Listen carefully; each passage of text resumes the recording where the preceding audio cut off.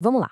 Hoje a gente vai mergulhar num verdadeiro jogo de xadrez estratégico, daqueles de altíssimo risco, o confronto entre o Irã e os Estados Unidos. O nosso foco aqui é entender quais são as cartas na manga do Irã, sabe? Qual a estratégia de retaliação deles caso um ataque aconteça. E olha, é uma estratégia que eles vêm refinando há quase 50 anos. Para a gente entender isso direitinho, a gente vai passar por 5 pontos-chave.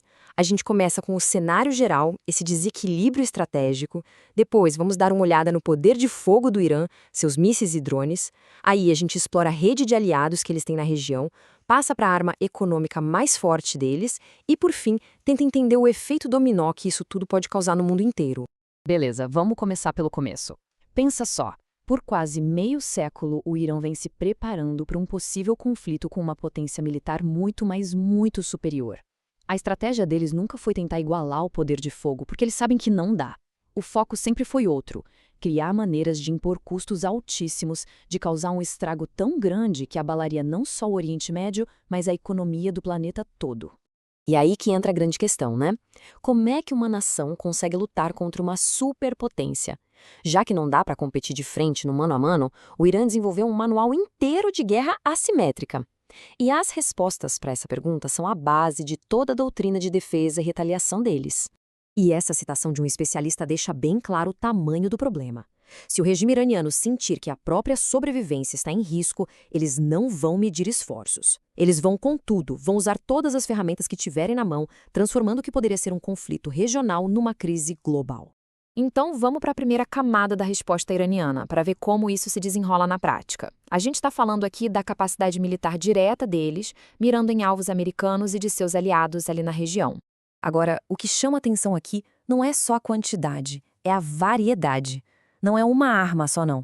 O Irã tem um arsenal bem diverso, que vai desde os famosos drones Shahed, que a gente viu o estrago que fizeram na Ucrânia, até um programa de mísseis balísticos com mais de 20 tipos diferentes, alguns com alcance para ameaçar alvos a milhares de quilômetros.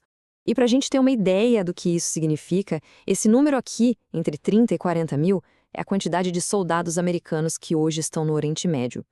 Todos eles, sem exceção, estão dentro do alcance desse arsenal iraniano. É um risco imediato e bem concreto.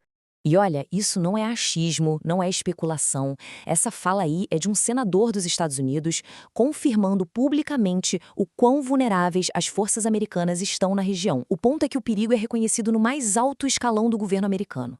E isso aqui prova que não é só papo, não é só ameaça. O Irã já mostrou que tem tanto a capacidade quanto a vontade de atacar diretamente bases militares americanas importantíssimas. Ou seja, eles já fizeram isso antes, o que abre um precedente bem perigoso. Beleza, agora a gente vai para o segundo nível da estratégia, que é onde a coisa se espalha. Porque o Irã não luta sozinho, não. Ele passou décadas cultivando uma rede de grupos aliados, os famosos proxies, para poder abrir várias frentes de batalha ao mesmo tempo por todo o Oriente Médio. Aqui estão os principais jogadores dessa rede. A gente tem o Hezbollah no Líbano, várias milícias no Iraque, como o Kataeb Hezbollah e o Harakat al-Nujabah, e os Houthis no Iêmen.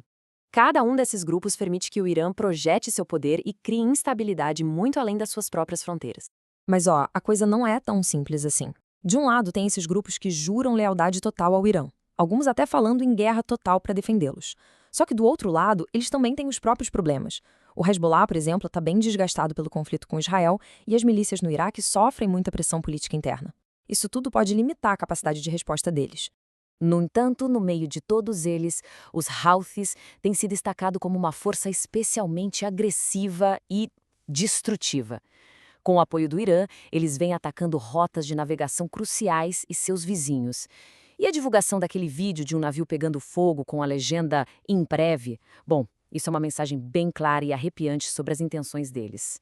Certo, agora a gente chega no terceiro nível. E aqui, talvez esteja a arma mais poderosa do Irã. A verdadeira carta na manga, que não tem nada a ver com o exército, mas sim com a capacidade de criar uma guerra econômica em escala global. E o centro de tudo isso é o Estreito de Hormuz. Pensa nele como a artéria principal do coração da economia mundial. É um gargalo geográfico que tem uma importância estratégica que, sinceramente, é difícil até de medir. E esse número aqui, mais de 20%, é o motivo. Mais de 1/5 de todo o petróleo consumido no mundo passa por esse corredor estreitinho. Qualquer probleminha ali não é um problema local, é uma crise global instantânea. E o efeito dominó de um fechamento seria mais ou menos assim. Primeiro, um choque de oferta gigantesco. Isso faria os preços da energia dispararem no mundo todo. Com a energia mais cara, as cadeias de suprimentos globais começam a quebrar. O resultado final, segundo os especialistas, é um risco real, muito real, de uma recessão econômica global. E vale lembrar, essa ameaça de fechar a torneira do petróleo não é de hoje. A história já nos deu vários exemplos de como o Irã usou essa mesma tática como uma arma estratégica no passado. Não é uma ideia nova. Se a gente olhar para trás, lá nos anos 80, durante a guerra com o Iraque, o Irã encheu o Golfo Pérsico de minas, e uma delas quase afundou um navio de guerra americano. E bem mais recente, em 2019, teve aquela série de ataques misteriosos a petroleiros que deixou todo mundo de cabelo em pé. Ou seja, existe um padrão claro de comportamento. No fim das contas, como resume bem o estrategista de energia Umud Chokri, as consequências são seríssimas. Mesmo que o fechamento não seja total, interrupções parciais já seriam suficientes para causar um efeito cascata, aumentando a inflação e empurrando a economia mundial para uma recessão. O risco é concreto. Então, a grande sacada é essa. O poder real do Irã não é ter um exército que bate de frente com o dos Estados Unidos. É a capacidade de usar sua localização geográfica para criar uma alavancagem econômica absurda. O poder deles não vem de tanques ou aviões, mas da habilidade de bagunçar a estabilidade da economia do mundo inteiro. E essa última citação aqui meio que amarra tudo, deixando uma ideia bem clara de onde o perigo mora. O maior risco não é necessariamente um ataque direto à capital, Teherã, mas sim um confronto que comece justamente nessas águas que são vitais para alimentar a economia do planeta. O que nos leva a uma última pergunta, que é mais uma reflexão. Sabendo que qualquer retaliação séria do Irã está diretamente ligada à saúde da economia mundial, a questão que fica é: será que algum conflito vale o risco de colocar todo o sistema à beira de um colapso? Fica aí para a gente pensar.